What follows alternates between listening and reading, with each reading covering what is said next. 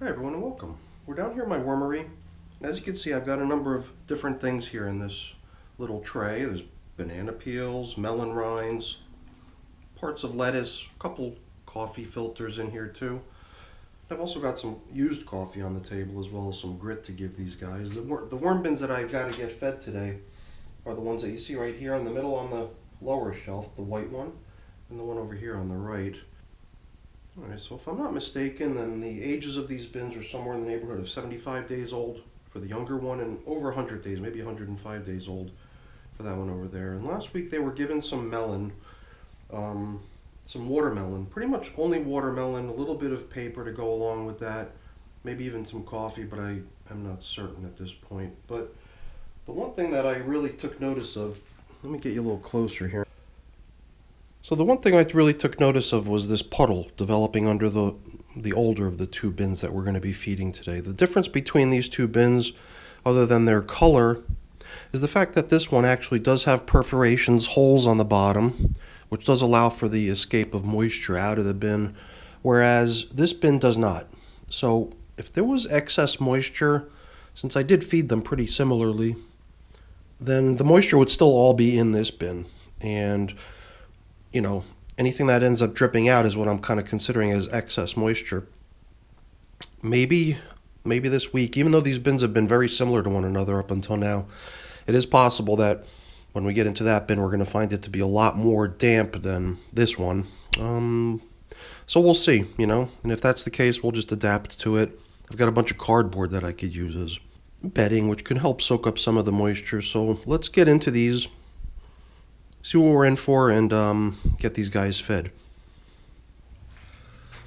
Okay, we'll begin with the younger of the two bins. This one being the one that we know does not have drainage holes on it, meaning it is the one that we're expecting possibly to see a little bit more moisture in than the other one. But I could be completely wrong. We shall see. Looks like we've got no hitchhikers attached to this piece of plastic, so I'm going to carefully remove it. First thing we see already is just really, really rich dark castings, and lots of them, covering the entire top surface here, which is pretty much exactly what you want to see, I think, in most cases. This piece somehow, I don't know, seems to have gotten buried a little bit. And it even feels like it's got a little bit of excess weight to it. I think it's because there's a jumble of worms hanging out on it for some reason. I guess they like the folds of the handle of this plastic bag, and they're just kind of using it as a place to burrow into, to hang out inside of. I can't tell what's going on here. Just got this feeling like there's still more stuff in here, maybe more worms or something. And boy, oh boy, there are a lot of castings attached to this piece of plastic. I've got another bin where I'm actually trying something new when it comes to these plastic coverings. I've got the cardboard that I usually use to cover up with, like we had here too, that I removed first. And then right to it, I've got the plastic sheet attached. So when I pull off the cardboard cover, the plastic comes with it, and it's very easy to handle. It's even rigid in case I need to handle it or swing it around or do things with it. It doesn't go flying all over the place. Definitely got a fair number of worm cocoons all over the place. And as you get closer and closer to being done and your bin looks more and more like just a container full of finished castings, I guess it just becomes easier and easier to see the worm cocoons, because they're just a little bit lighter than the material that surrounds them. That is until they get a little bit closer to hatching, and then they grow darker in color. But when they're still kind of freshly deposited into the bin, they've got a fairly light color to them. So one of these days I've got to just go on a cocoon hunting and collecting mission And these bins might be the place to do it because there's just cocoons everywhere.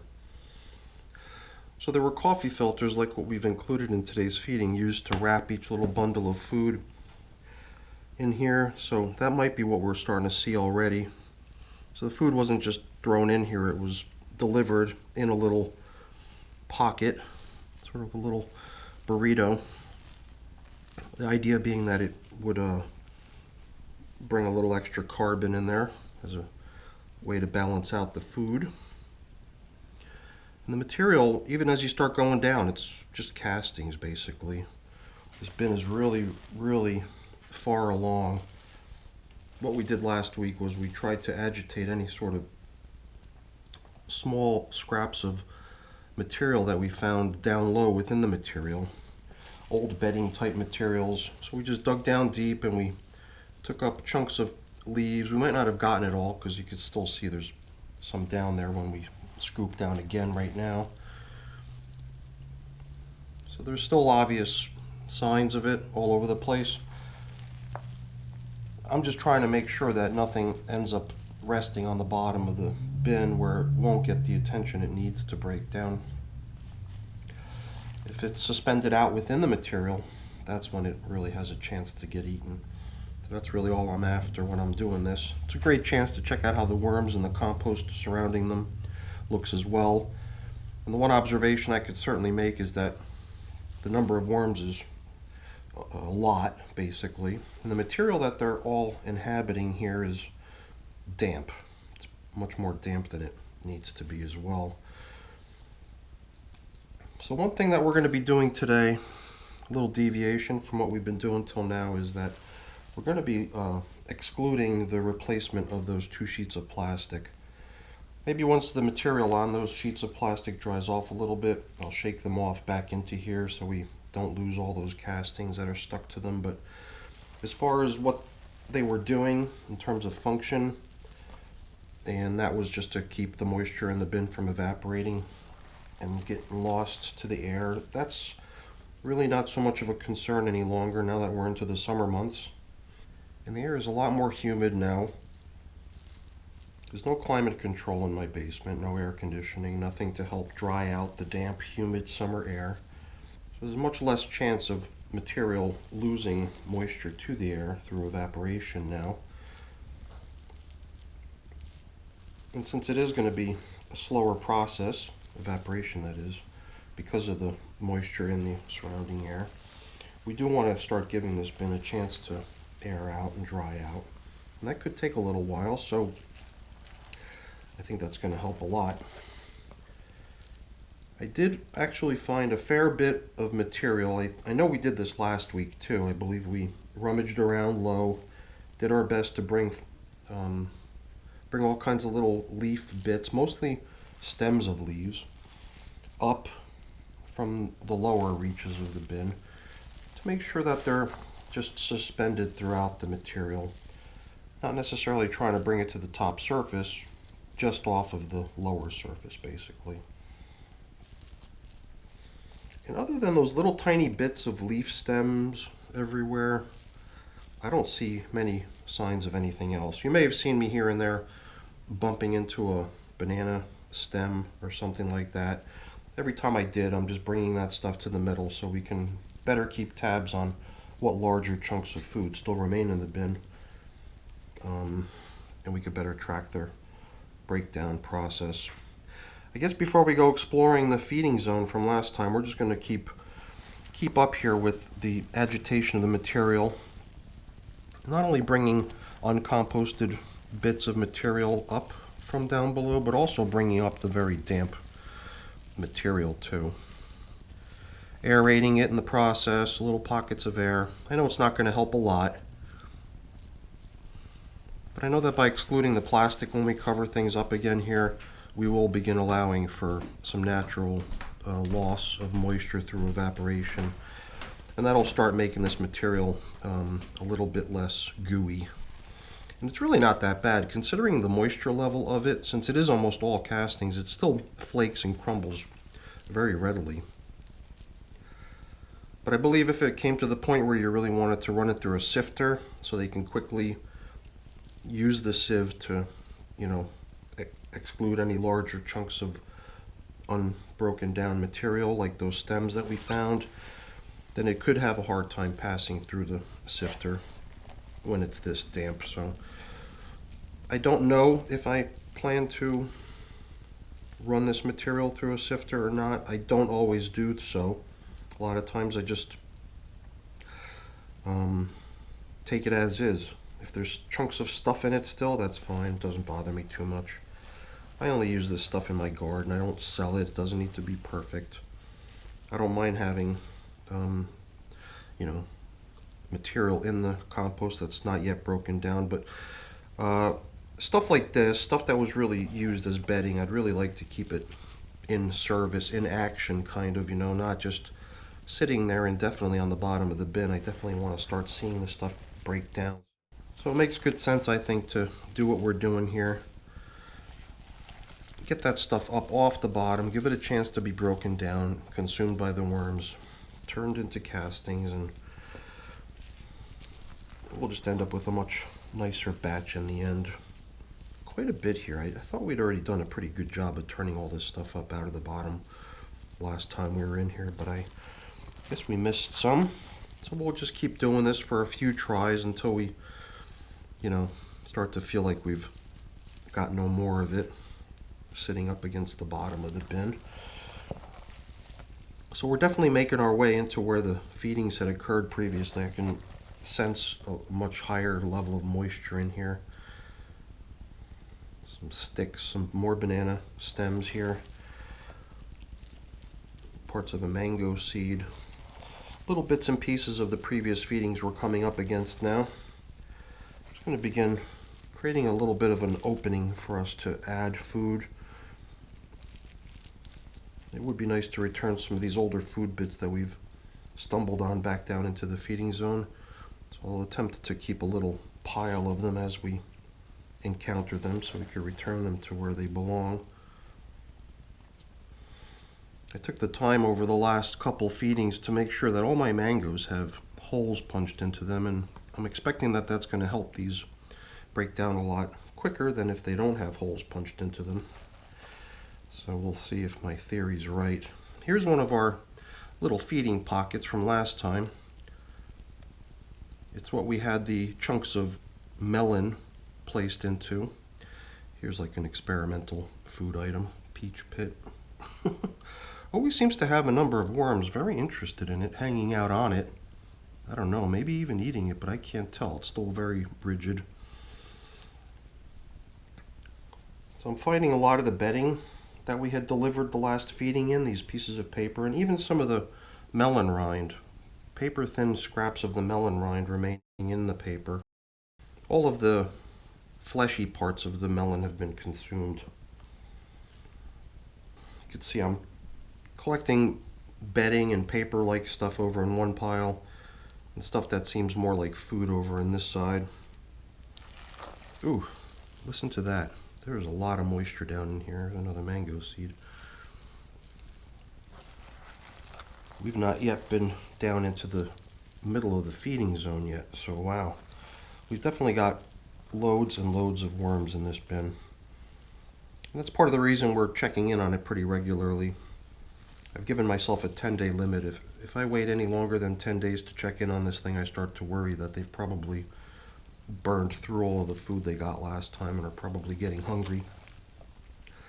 But my concerns might be unfounded, because if you look through here, you could certainly see there's large scraps of remaining food in here, all different kinds. The bedding is all completely edible too, so you know, if they get tired of eating the yummy melon, they can certainly go for the carbon-rich food source. This piece seems a little bit more intact. You can see a lot of the coffee that was thrown in here, some of the eggshell grit. So this one seems like it may have taken them a little bit longer to infiltrate. But you could tell it's definitely a popular spot for them to hang out. It's rich in different types of food and bedding, grit, all the stuff that they love. This is going back 2 feedings. Little bits of carrot. A number of fairly large whole carrots had been placed in here. And last week they were softening up, but still clearly whole carrots. We helped them along a little bit by breaking them up, splitting them down the middle, trying to make it more accessible for the worms to get at it and eat it all up. All right, we've got ourselves a nice little opening here and a lot of moisture going on for sure. So I believe we're going to use some cardboard. I don't want to use it all because we might need some in the other bin as well. We'll preserve one or two pieces so we could lay some of that down into the other bin as bedding too. Hopefully this stuff put in dry like this will help absorb some of the moisture in the bin. And that's going to be coming out of the food that we're giving them. So we'll see. It just might not be enough. I think we've definitely got a very, very damp bin going on here, and a little bit of airing out will not hurt. And you know, this feeding here too clearly is going to bring with it a fair bit of moisture once again. So for now we're going to let the moisture situation ride. We're going to let the worms enjoy it for now, but we're going to have to put a stop to it soon, and it is going to start now with the exclusion of the plastic covering to let the evaporation process begin here in this bin. Let it dry out a little bit. So we're giving them a pretty routine feeding here. I did not bundle up the food into paper burritos this time, but we'll give them their bits of paper back that they had last time. Oops. All kinds of stuff over here, bedding type things. And over here we've got the old food scraps to put back in. Various types. And all the rest of this stuff, you know, I mean, I think it is probably a mixture of compost and bedding that we've stirred up from the bottom, bits of food that we may have pulled out of the feeding zone, which is at this point pretty much mush. So what we're kind of jostling around here on the top is just a mishmash of all kinds of stuff. And that's the way it's been now for a couple weeks, and I got a feeling that that's part of the reason the top surface is so popular for the worms to hang out on. But that's probably not the main reason. The main reason they like hanging out on the top surface is because the plastic had always been there, forcing the recirculation of any moisture trying to evaporate and condensing right back down onto the top surface. And we're not going to have that anymore, so we'll see how much of a draw this top surface has as opposed to what it had been with the plastic on top. But we're going to cover with only paper now, and that should allow for better moisture escaping and hopefully a little bit of drying out down here. So let me grab a piece of paper for that.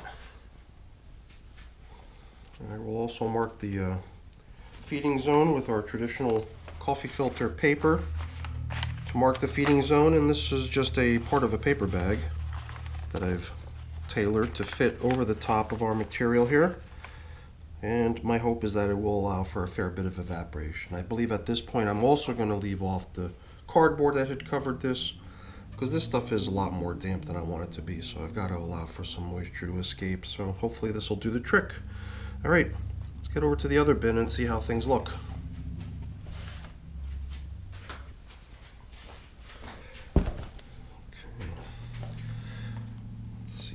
Look in here. We'll probably be doing the same here. We'll find ourselves a piece of paper similar to what we just used on the other bin. We'll exclude with the replacement of this piece of cardboard, and we'll leave out this piece of plastic too. And I guess we'll do our best to try to keep these bins in sync. Something I just like to do a lot of times, just to make it easier to get my mind around what I'm doing in different bins.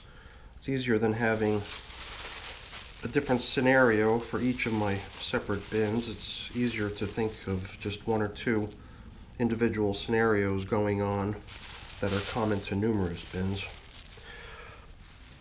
So as you can see, we've got a very similar situation here. The top of the surface is covered with castings. Remember, this is the bin that has holes in the bottom of it, so it is possible that this bin has a little bit less moisture in it than the other one. At least as much as I saw collecting in that little puddle beneath it. So let's find out what we're left with here. I think I can already feel the difference. It just doesn't have that really damp feel to it. Although I am just on the top surface here, it's possible once we get down a little deeper we'll start sensing more moisture. I believe we'd already done the stir up of the bottom on this bin too, but let's just do a quick verification, sort of a reality check, just so we don't end up giving ourselves any surprises a few weeks from now. And by that I just mean let's not allow for any major amounts of uncomposted material at the bottom of the bin to remain there, only so that when we get to some point in the near future where we think we've got a bin full of finished castings, we still have a whole bunch of material that needs to be broken down. Just better to get that stuff sort of suspended up in the material throughout the castings, giving the worms easier access to it. Here too, I'm sensing a fair bit of it already. You can see me pulling up sticks and stems and bits of leafy matter.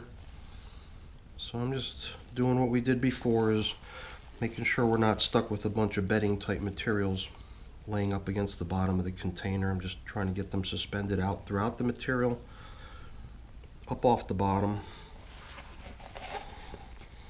Once we take care of that, we'll make sure we give them their feeding. I've got to say that the material definitely does not seem as damp down at the bottom as it did in the other bin. But then again, we've not gotten to the feeding zone quite yet. Here too, you can see a fair bit of this leafy material all over the place. We definitely found a few pockets of it, so I'm going to assume that we're going to see more of it on the other side. So let me just make sure we don't have any of that. Get it stirred up. Get it all up into the material, into service. Perhaps I did a little bit of this already in the past and I got a more thorough stir on this side. So I'm not finding quite as much. I'm still seeing bits and pieces of it, little what appears to be pockets of material. Yeah, you can see lots of sticks and stems coming up here. And I don't know, maybe it was just bedding that was added recently with feedings. Maybe that's all I'm finding here.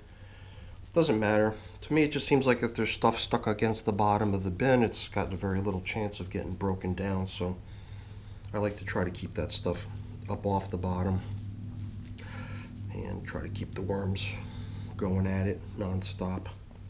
All right, we're going to begin opening up the feeding zone. Make a little bit of room for today's feeding and then get this thing covered back up. I think in this case we had anticipated a larger number of worms being in the bin, so we may have given them a slightly greater amount of food than the last bin. Something about them getting maybe one more of these little bundles of melon. Here, see some melon rind. Little pocket that it was placed into, some coffee remains, some grit remains. So this is definitely leftovers, another handful of it. We saw something like that in the previous bin. Let's see if the other ones look the same way. Here too, it's a fairly clearly visible pocket, little bundle that the melon had been placed into, along with some coffee and some grit. They're seemingly a little bit slower for whatever reason. I thought this was a more densely populated bin than the last one, but I could be wrong, or there could just be some other variable that's causing them to eat more slowly or something. I don't know what it is, but it does seem like we collected a bit more leftover food from the last feeding here than we had in the other bin. What else we can locate through here.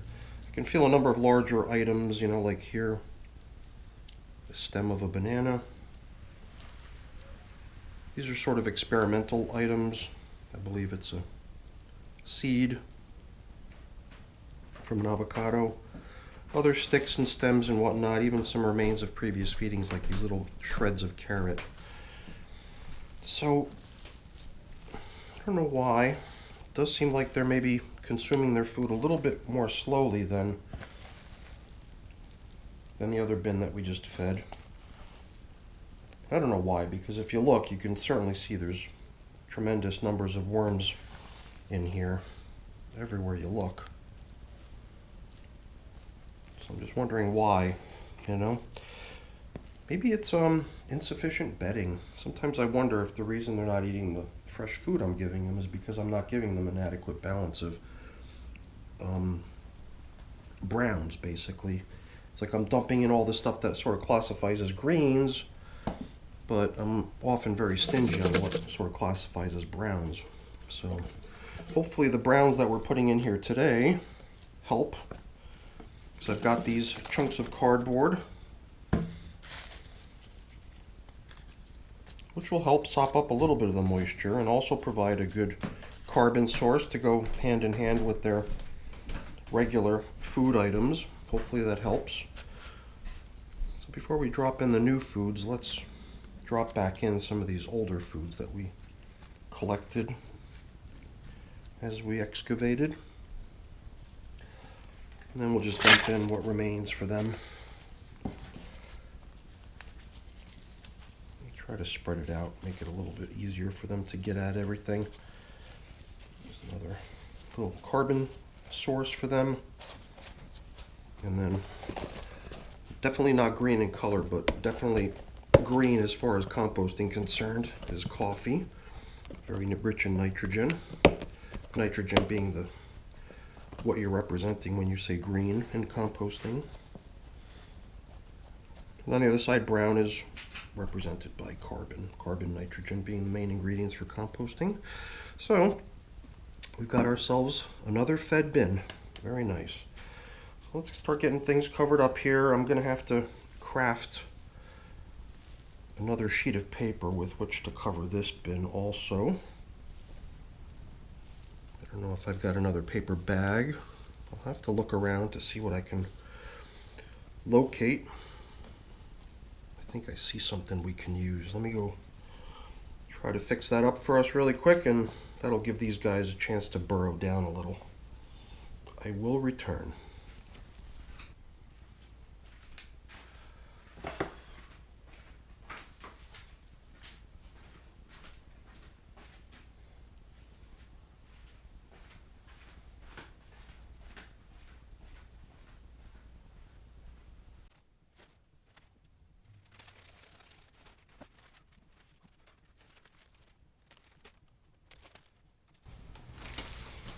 Alright, so I fashioned us another piece of paper. This is not, even though it looks like it, it is not paper bag. It's kind of wrapping paper, the stuff that they crinkle up when they send you a package to help protect your parcel. And since it's thinner, I think it's a thinner, yeah, definitely thinner. Hopefully it'll allow for a nice amount of evaporation to occur. Like I said, I'm not replacing the plastic, I'm not replacing that piece of cardboard. I'm only going with these two thin sheets of paper on these two bins now. Hopefully allowing some moisture to escape. But I'll be doing that in all my bins, I believe. I'll be doing away with the plastic in all my bins because keeping it will just end up with way too much moisture, I believe, now that the humid summer months are here. So that's it for today, everyone. I've got a little bit of cleanup to do. You could already see I've rinsed off my glove, but that's all boring. I'm not going to bother you with that. I'm just going to take this as a quick chance to say thank you. Thank you for watching. I really appreciate your company. I hopefully enjoyed the video, and if you did, as always, please remember to give me a thumbs up. It's really appreciated. Also consider subscribing to the channel as well. That's really appreciated too. All right, everyone. Thanks for watching. Have a great day. Bye now.